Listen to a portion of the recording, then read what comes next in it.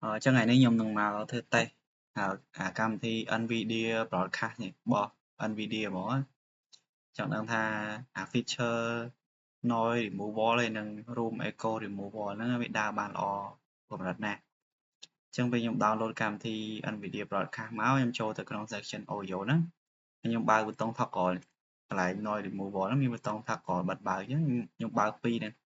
ហើយយើងនឹងទៅធ្វើការតេស្តសំឡេងទាំងអស់គ្នាថាវាធ្វើការបានល្អកម្រិតណា Hello Hello 1 2 3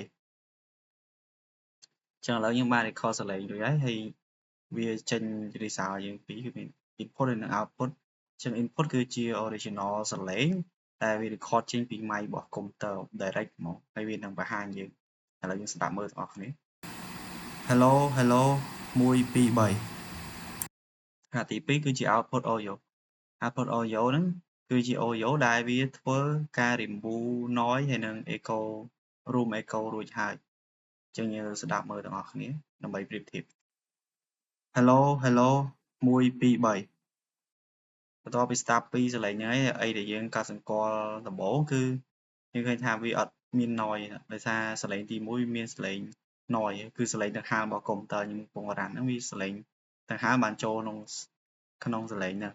តែចំណែកទី2អត់ឮអីទេយើងស្ដាប់ទី1យើងឃើញឮសំឡេងដង្ហើមអញ្ចឹងកន្លែងហ្នឹងគឺវា remove noise ហើយវាមានប្រយោជន៍ខ្លាំងហ្នឹងនៅពេលដែលយើង record សំឡេងនៅកន្លែងមានមនុស្សច្រើនឬក៏មាន noise ឬក៏នៅក្នុងបន្ទប់ដែលមានសំឡេងឡងអីចឹងទៅវាជួយកាត់បន្ថយសំឡេង noise ហ្នឹងតែបើតាមមើលលទ្ធផលជាក់ស្ដែងមិនមែនកាត់បន្ថយគឺបាត់តែអត់មាន Hello Hello គឺវាធ្វើការបានល្អ